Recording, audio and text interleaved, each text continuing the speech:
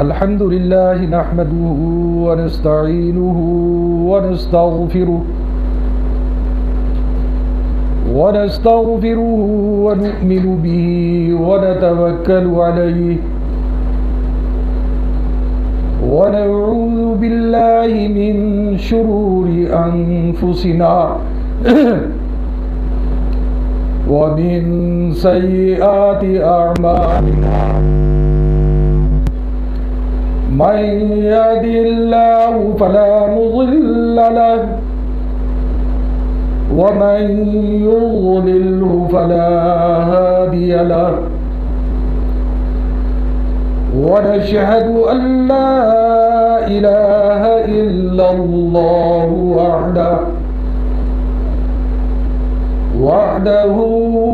وحده لا شريك له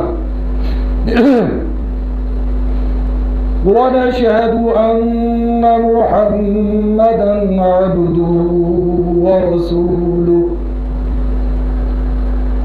أما بعد فأعوذ بالله من الشيطان الرجيم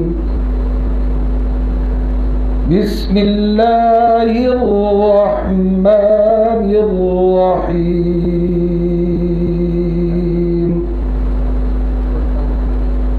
ألم تروا أن الله سخر لكم ما في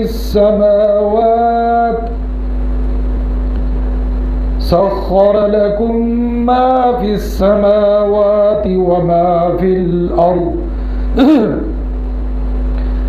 وأسبغ عليكم نعمه ظاهرة وباطنة ومن الناس من يجادل في الله بغير علم ولا هدى ولا كتاب منير وإذا قيل لهم اتبعوا ما أنزل الله قالوا بل نتبع ما وجدنا عليه آباءنا أولو كان الشيطان يدعوهم إلى عذاب السعير ومن يسلم وجهه إلى الله وهو محسن فقد استمسك بالعروة الوثقى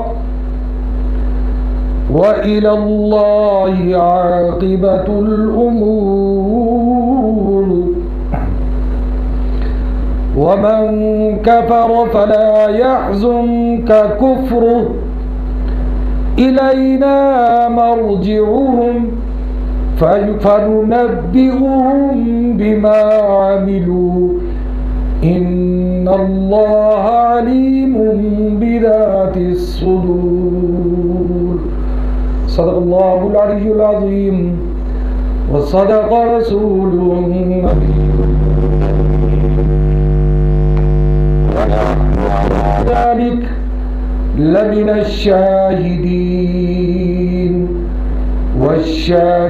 والشاكرين والحمد لله رب العالمين اللهم صل على محمد وعلى آل محمد كما صليت على إبراهيم وعلى آل إبراهيم إنك حميد مجيد اللهم بارك على محمد وعلى آل محمد كما باركت على إبراهيم وعلى آل إبراهيم إنك حميد مجيد محترم साहब कुरान मजीद फुरकान हमीद 21वां पारा سورہ لقمان کی چند آیات کریمہ آپ کے سامنے تلاوت کی ہیں۔ اللہ تبارک و تعالیٰ سے دعا ہے کہ اللہ رب العزت آپ کو، مجھے، بلکہ سارے مسلمانوں کو قرآن مجید سمجھنے اور اس پر عمل کرنے کی توفیق عطا فرمائے۔ پچھلے 2 جمعہ سے مسلسل حضرت لقمان علیہ السلام نے جو اپنے بیٹے کو نصیحت کی اس کا ذکر ہوتا رہا۔ آج کے جمعہ میں اس سے اگلی آیات کا ذکر کریں گے کہ اللہ رب العزت نے انسان کو کتنا عظیم بنایا ہے۔ انسان اشرف المخلوقات ہے، اور جس طرح یہ تمام مخلوقات سے افضل ہے، اشرف ہے، اسی طرح پھر حساب بھی اس کا کیا جائے گا۔ لیکن انسان ظالم بھی ہے اور جاہل بھی ہے، باغی ہے، اکثر رب سے بغاوت کرتا ہے۔ اللہ رب العزت نے، چونکہ یہ پیاری مخلوق ہے اللہ کی، اس کی اصلاح کے لیے کم و بیش 1,24,000 انبیاء اس دنیا میں بھیجے، 4 کتابیں بھیجیں اور صحائف بھیجے تاکہ انسان نصیحت پکڑے اور اللہ کا نیک بندہ بن جائے، اللہ کا قرب حاصل کرے۔ ان سارے نبیوں میں سے افضل نبی، اعلیٰ نبی حضرت محمد رسول اللہ صلی اللہ علیہ وسلم کو آپ کے لیے، میرے لیے، بلکہ پوری کائنات کے لیے، بلکہ قیامت تک کے آنے والے لوگوں کے لیے نصیحت کا ذریعہ بنا کر بھیجا، اور ساتھ ہی قرآن مجید فرقان حمید عطا فرمایا، نازل فرمائی یہ کتاب۔ اس کتاب کی خوبی یہ ہے کہ اس کا ایک ایک لفظ آپ کی، میرے لیے، آپ کے لیے، میرے لیے نصیحت ہے۔ اللہ رب العزت نے اس قرآن مجید فرقان حمید کے اندر انسان کے پیدا ہونے سے پہلے سے لے کر انسان کے مرنے کے بعد تک قیامت والے دن کا سارا احوال اس میں ارشاد فرما دیا۔ اب یہ آپ کی مرضی ہے، میری مرضی ہے، اس پر عمل کریں یا نہ کریں۔ قیامت والے دن یہ بہانہ نہیں چلے گا کہ اللہ تیرا پیغام ہم تک پہنچا نہیں تھا۔ آپ کے گھر میں بھی قرآن مجید موجود ہے، میرے گھر میں بھی موجود ہے، جگہ جگہ محلے محلے میں آج مساجد موجود ہیں، ہر مسجد میں قرآن مجید موجود ہے۔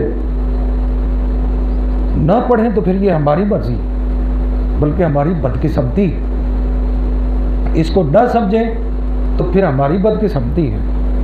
اللہ کا پیغام آپ تک، مجھ تک پہنچ چکا ہے۔ آج کے اس دور میں کوئی شخص یہ نہیں کہہ سکتا کہ میرے پاس اللہ کا پیغام نہیں پہنچا یا میں جانتا نہیں۔ بھئی آپ نے کتنی کوشش کی ہے اس کو جاننے کے لیے؟ یہی تو مسئلہ ہے، یہ بہانہ نہیں۔ اب یہ آیات کریمہ جو میں نے آپ کے سامنے تلاوت کی ہے، اس کا ترجمہ اس مختصر سے وقت میں آپ کے سامنے بیان کرنے کی کوشش کرتا ہوں۔ اللہ رب العزت سے دعا ہے کہ اللہ رب العزت آپ کو، مجھے اس کو سمجھنے اور اس پر عمل کرنے کی توفیق عطا فرمائے۔ میں کہا کرتا ہوں، اکثر دوست مجھ سے اختلاف کرتے ہیں،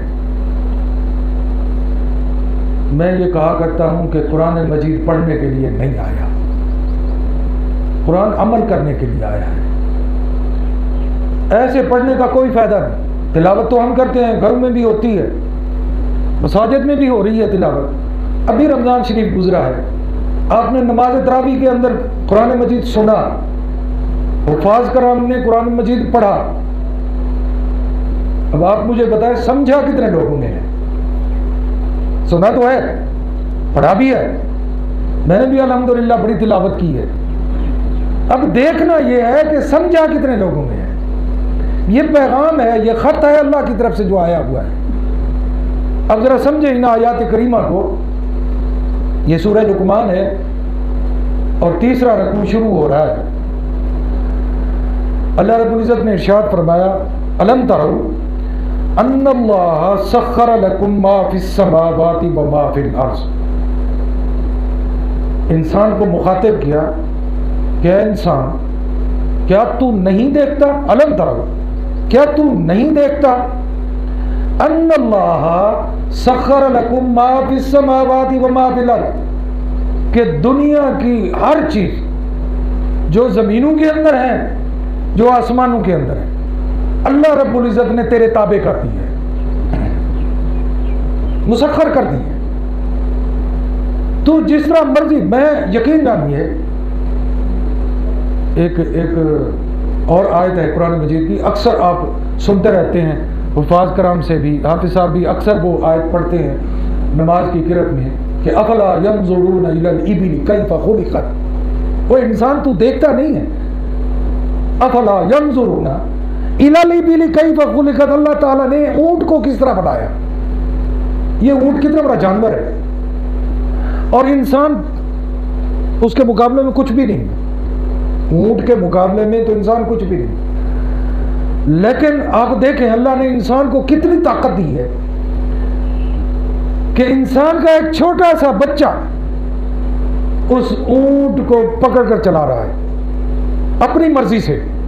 ادھر موڑنا ہے، ادھر موڑنا ہے، بٹھانا ہے، کھڑا کرنا ہے، مسخر کر دیا. اس کے علاوہ دیکھیں جنگل کے جانور بھی اللہ نے انسان کے تابع کر دیا. شرط کیا ہے؟ تو اللہ کا بن جا، تو اللہ کا بن جا. یہ کائنات تیری. بڑا مشہور واقعہ ہے نا کہ صحابی ایک غزوہ سے، ایک جنگ سے ایک واپس آ رہے ہیں، شام ہو گئی، آگے جنگل ہے. اب جنگل کے باہر اگر پڑاؤ ڈالتے ہیں تو جنگل میں جانور ہے، خونخوار جانور ہے، جنگل بھی بہت بڑا ہے. اب صحابیوں نے آپس میں مشورہ کیا کیا کریں. یہاں رہتے ہیں تو رات کو تو جانور نکلیں گے، ہمیں نقصان پہنچائیں گے، اور اگر جنگل کو کراس کرتے ہیں تو وہ تو ویسے ہی ہم پر حملہ کر دیں گے. اب کیا کریں؟ اس لشکر کا جو سپہ سالار تھا صحابی رسول، غالباً اگر میں بھول نہیں رہا تو ان کا نام تھا حضرت عمرو بن العاص رضی اللہ تعالیٰ عنہ. اس نے کہا اللہ کے بندے کیوں پریشان ہو گئے، گھبرا کیوں گئے؟ کوئی مسئلہ نہیں، ہو محمد رسول اللہ صلی اللہ علیہ وسلم کے امتی اور ڈرتے ہو، کمال ہے. ایک اونچی سی جگہ پہاڑی، ویسے بھی دیکھ جو گئے ہیں ان کو پتہ ہے ایک پہاڑی علاقہ ہے. ایک چھوٹی سی اونچی سی جگہ پہ کھڑے ہو کر آواز دی، او جنگل کے جانوروں نکل جاؤ یہاں سے، آج آپ کے مہمان محمد کے غلام ہیں. سیرت کی کتابوں، سیرت صحابہ کی کتابوں میں لکھا ہے کہ خونخوار جانور، چیتے، شیر، جو اور جانور جو انسان کو نقصان پہنچاتے ہیں، اپنے بچوں کو منہ میں ڈال کر دم دبا کر جنگل چھوڑ کر بھاگ گئے کہ محمد کے غلام آئے ہیں. اللہ نے ہر چیز انسان کے تابع کر دی ہے، پر تم اللہ کے بنو نا. الم تروا ان اللہ سخر لکم ما فی السماوات وما فی الارض. زمینوں میں بھی جو چیزیں ہیں وہ اللہ نے تابع کر دی، آسمانوں میں بھی جو چیزیں ہیں وہ بھی اللہ نے تابع کر دی. دیکھتے نہیں ہو فضا میں جہاز اڑ رہے ہیں، اللہ نے مسخر کیا نا. انسان آج فضاؤں میں اڑ رہا ہے ایسے اڑ رہا.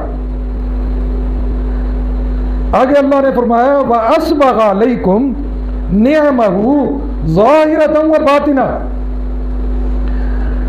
اور اپنی کھلی اور چھپی ہوئی نعمتیں اللہ رب العزت نے تم پر تمام کر دی.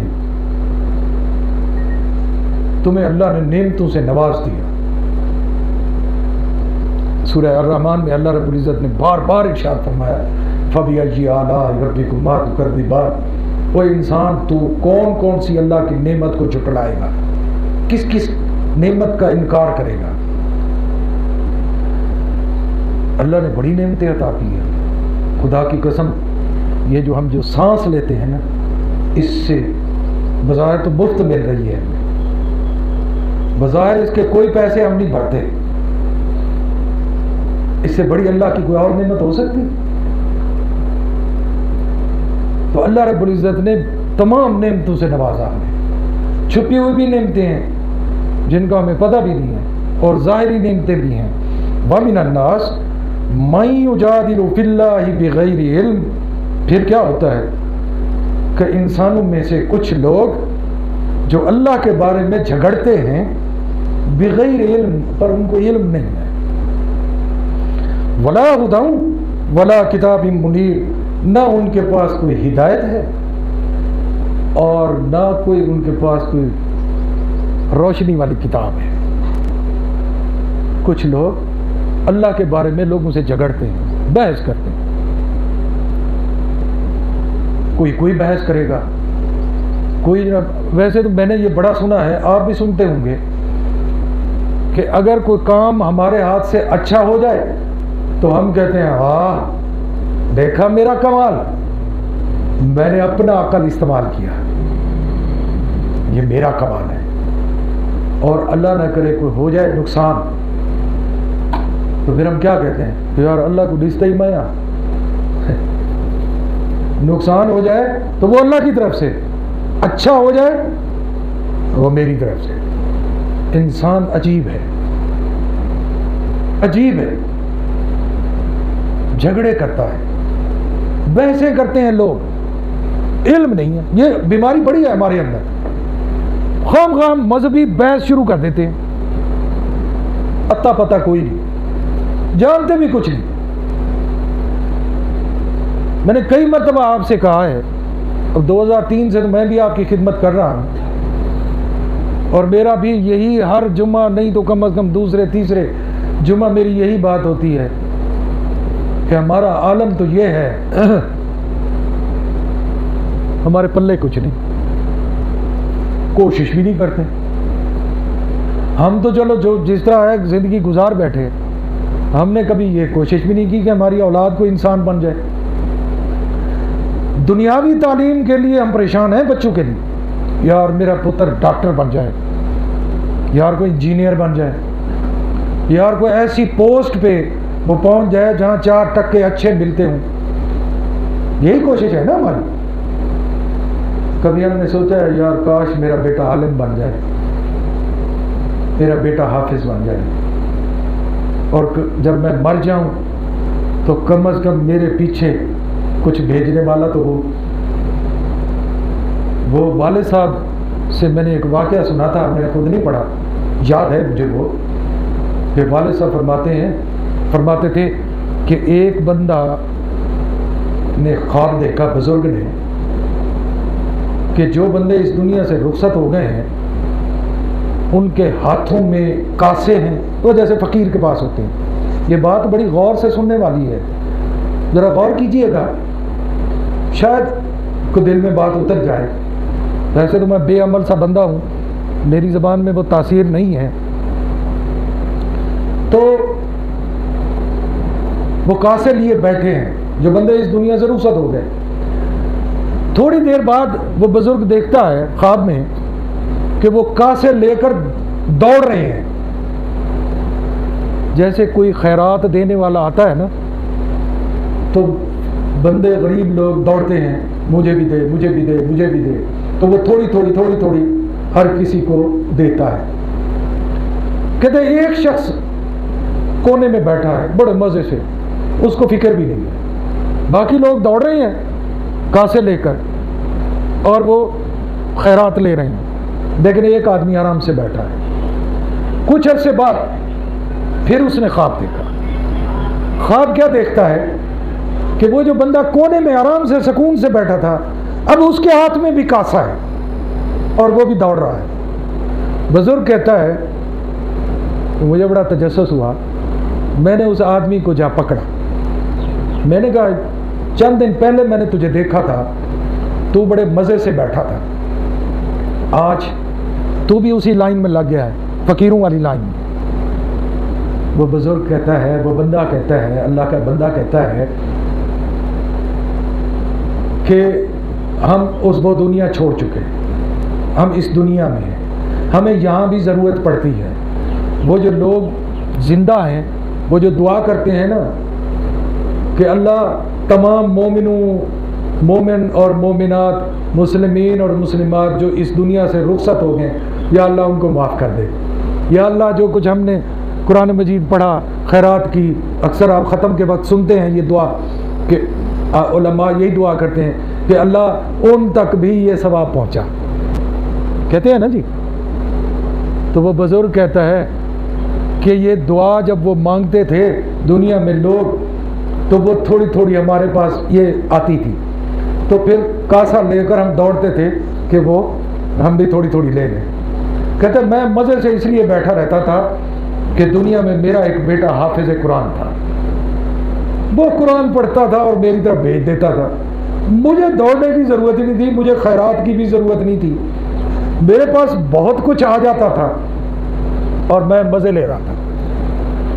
اب وہ میرا بیٹا بھی فوت ہو گیا ہے، سمجھ آئی بات؟ وہ بیٹا اب اس دنیا میں نہیں، وہ بھی ادھر آ گیا، پیچھے خالی ہے، پیچھے بھیجنے والے اب کوئی نہیں ہے۔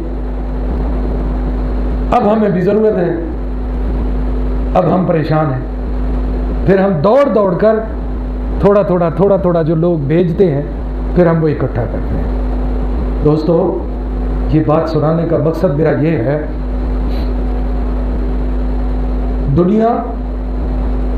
دنیاوی علم حاصل کرنا، روزی کمانا بری بات نہیں ہے، بہت اچھی بات ہے، یہ ہماری ضرورت ہے، لیکن یہ وقتی ضرورت ہے۔ ہماری جو اصل چیز ہے وہ ہم بھول گئے۔ میں یقین جانیے جب اس قسم کے واقعات پڑھتا ہوں، میں رب سے بڑی دعا مانگتا ہوں، رب کا شکر ادا کرتا ہوں۔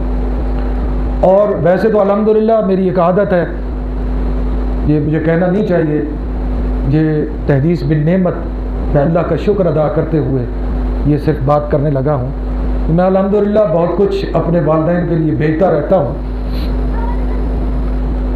اور ہر وقت میرے دل سے یہ دعا نکلتی ہے، اللہ تیرا لاکھ لاکھ شکر ہے کہ تو نے میرے والدین کو ایسی سوچ دی کہ انہوں نے مجھے دنیاوی تعلیم بھی دلوائی، دینی تعلیم بھی دلوائی۔ اب میں اگر کہوں تو میرے ماں باپ نے میری تربیت ہی نہیں کی، تو مجھ جیسا کوئی بدبخت اور ہوگا؟ ہمیں مار پڑتی تھی، ہم نماز نہیں پڑھتے تھے، تو چھوٹے ہوتے تھے نا، والد سے بڑے ناراض ہوتے تھے۔ الحمدللہ وہی تربیت آج کام آ رہی ہے۔ تو دوستو، پیچھے بڑھے ہوئے، پیچھے کچھ نہیں۔ میں اپنے بیٹوں کو، ایک بیٹا میرا بیٹھا ہے، میں یقین جانیے کئی دفعہ اپنی اولاد کو، اپنے بیٹوں کو کہتا ہوں، بیٹا ہم تو اپنے والدین کو ابھی تک یاد کیے ہوئے ہیں، پر تم سے ہمیں امید نہیں ہے۔ وہ اس لیے نہیں ہے کہ جس شخص کو نماز جنازہ پڑھنا ہی نہیں آتا، اس کو نماز جنازہ کی دعا ہی نہیں آتی۔ باپ آگے اس کی میت پڑی ہے اور وہ باپ کو دعا ہی نہیں کر سکتا، لعنت ہے اس کے اس دنیاوی تعلیم حاصل کرنے۔ کیا فائدہ اس کا؟ اس کو تو نے بنا دیا ڈاکٹر، بنا دیا اس کو انجینئر، بنا دیا اس کو بڑا افسر، بڑی بڑی ڈگریاں اس نے حاصل کر دی، پی ایچ ڈی بن گیا جناب، اس کا کوئی فائدہ آپ کو ہے؟ مجھے یہ بتائیں۔ چونکہ میرا تعلق ایک محکمہ تعلیم سے ہے، اور وہ بھی کالج میں بڑے پڑھے لکھے لوگ ہوتے ہیں ہمارے پروفیسر صاحبان، اور میرا ہر وقت ان کے ساتھ اٹھنا بیٹھنا ہوتا ہے، خدا کی قسم دیکھ کر رونا آتا ہے، ان کے ساتھ بیٹھ کر رونا آتا ہے۔ ان کو یہ بھی نہیں پتا، کئی دوستوں کو تو، کہ نماز کی رکعتیں کتنی ہیں پی ایچ ڈی، آگ لگانی ہے اس پی ایچ ڈی کی ڈگری کو۔ یار کبھی ہم نے پوچھا ہے اپنے بچوں سے اور نماز پڑھی ہے؟ بیوی کو جا کر پوچھا ہو کبھی؟ اس میں بھی شامل ہوں۔ ہم نے اللہ کو جواب نہیں دینا قیامت والے میں۔ بوڑھے بے فکرے ہم پھر رہے ہیں جیسے ہم نے بہت بڑا تیر مار لیا ہے کہ مسجد میں آ گئے ہیں۔ او بھائی مسجد میں تو آئے ہوئے ہیں آپ، لیکن اس جمعے کا فائدہ اس وقت ہوگا یہ جب ہم جمعہ پڑھ کر نکلیں گے نا جی، تو قیامت والے دن اس گھڑی کا حساب ہوگا، اور پہلا سوال کیا ہوگا؟ اور تو نے تو جمعہ پڑھ لیا، اگلی صف میں آ کر بیٹھ گیا، اور تیری اولاد نہیں آئی، تو نے ان سے پوچھا؟ وہ بیٹے سے پوچھا پتر تو کتنا ہے آج تم مسجد نظر نہیں آیا؟ میں نے ایک حدیث پڑھی ہے، غالباً حدیث ہی ہے، کہ قیامت والے دن اس شخص کو کہا جائے گا تیری اس نماز کا تجھے کوئی فائدہ نہیں، جب تیرے گھر والے تیرے کار، تو گھر والوں کو تو لا نہیں سکتا، گھر والوں کو تو تبلیغ کر نہیں سکتا۔ تو محترم دوستو، یہ اللہ کا جو پیغام ہے نا، یہ آپ تک بھی پہنچ چکا اور مجھ تک بھی پہنچ چکا۔ اب اس کو سمجھنے کی باتیں ہیں۔ آگے اللہ رب العزت نے فرمایا وَإِذَا قِيلَ لَهُمُ اتَّبِعُوا مَا أَنزَلَ اللَّهُ، جب ان سے کہا جاتا ہے کہ پیروی کرو اس چیز کی جو اللہ نے تم پر نازل کی، قالو نازل کی یعنی قرآن مجید، قالو پھر کیا کہتے ہیں؟ جواب کیا دیتے ہیں؟ آج بھی وہی کہتے ہیں لوگ، بل نتبعوا ما وجدنا علیہ آباءنا، ہم تو اس قرآن کو نہیں مانتے، ہم تو وہ کام کریں گے جو ہمارا دادا کرتا تھا، ہمارا باپ کرتا تھا۔ یہ کوئی دلیل نہیں ہے۔ آج کئی دفعہ یقین جانیے، کسی دوست کو اگر کہیں نا یار یہ چیز بدعت ہے یہ نہ کرو، آگے سے جواب ملتا ہے یار سارا ڈاڈا ہی میں کریں گا، سارا پیو ہی میں کریں گا، کیا وہ تھوڑے کو گھٹ مسلمان ہم؟ آج یہ جواب ملتا ہے آگے سے۔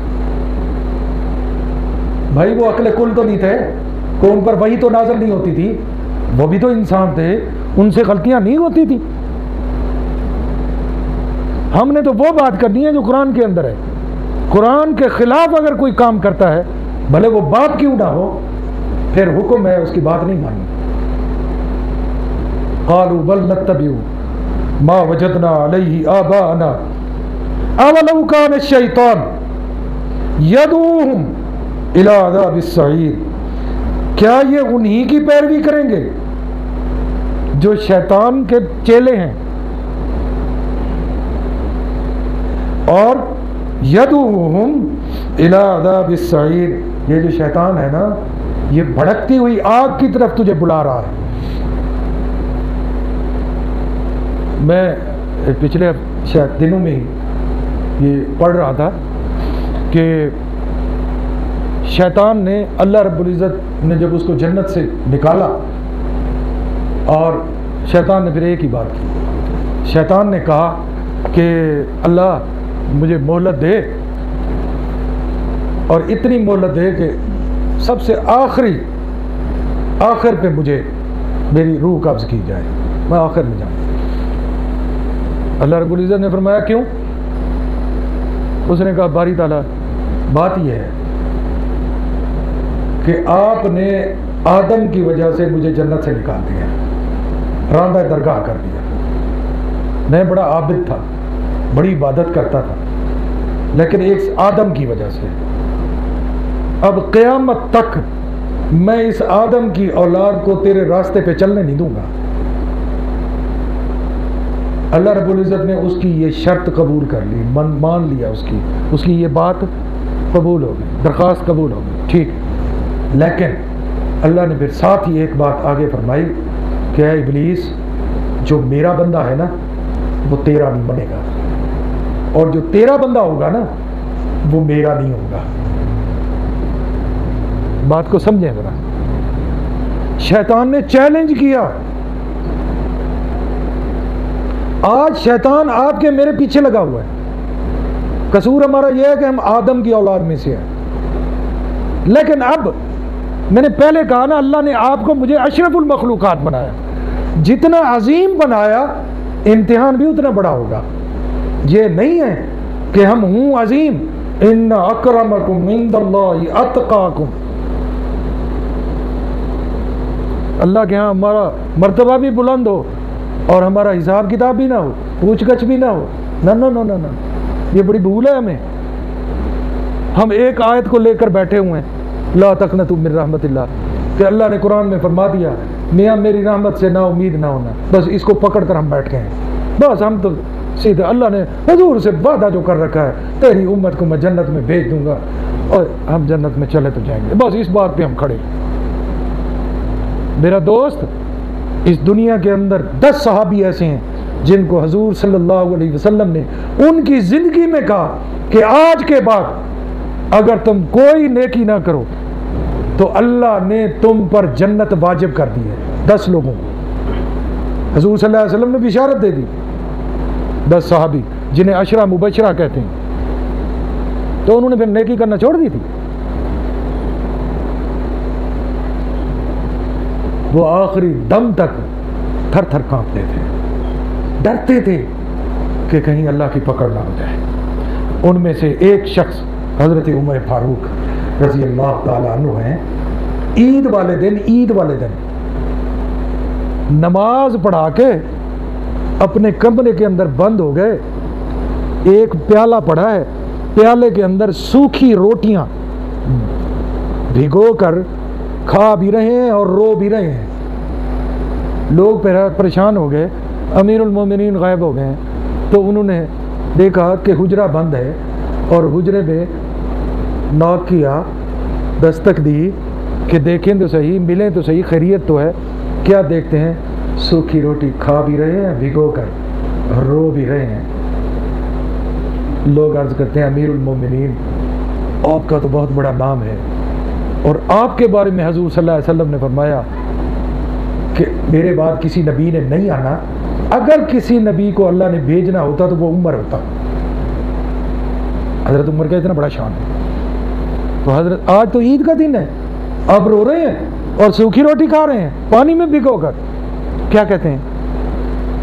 कहते हैं लोगों, वाकई आज ईद का दिन है, हमने अल्लाह के यहाँ हाज़िरी अभी दी है, मैं रो इसलिए रहा हूँ, पता नहीं ये कबूल हाज़िरी होती है कि नहीं। हम तो जुम्मा पढ़ के 8 दिन बाद आते हैं अल्हम्दुलिल्लाह। जुम्मा पढ़ के जो निकलते हैं तो सीना चौड़ा करके टुरते हैं, असा जुम्मा पढ़ी आने हैं, बड़ा एहसान की बदे उन्हें। अम्मा को भी 2-4 तड़ियाँ सुने और मैं जुम्मा पढ़ के आया हैं, बाबे को तड़ियाँ तुड़ियाँ लीती खड़े रहने हैं और जुम्मा पढ़ा है मैं। यार कौन सा तुमने एहसान किया? अल्लाह रब्बुल इज़्ज़त, टाइम बड़ा गुजर गया है, अल्लाह रब्बुल इज़्ज़त से दुआ है यार मुझे माफ़ कर दिया करें, मैं टाइम से मैं ज़रा जज्बाती हो जाता हूँ। ख़ुसूसन मैं अपने बुज़ुर्गों से, हाजी साहब हमारे बुज़ुर्ग हैं, अल्लाह ताला इनको देरगाह रखे, मैं माजरत खा हूँ। बुज़ुर्ग हमारे अजीज़ साहब बैठे हैं, इन्होंने हमें बचपन में बड़ा खिलाया, मैं इनकी बड़ी कदर करता हूँ। अल्लाह ताला इनको भी देरगाह रखे, इनको सेहत दे। मैं आपसे माजरत खा हूँ, कभी कभी मैं जज्बाती हो जाता हूँ, 2-4 मिनट अगर ऊपर हो जाएँ तो खुदारा मुझे माफ़ कीजिएगा। ये ना हो क़यामत वाले दिन मैं पकड़ा खड़ा हूँ इस छोटी सी बात पे। करीब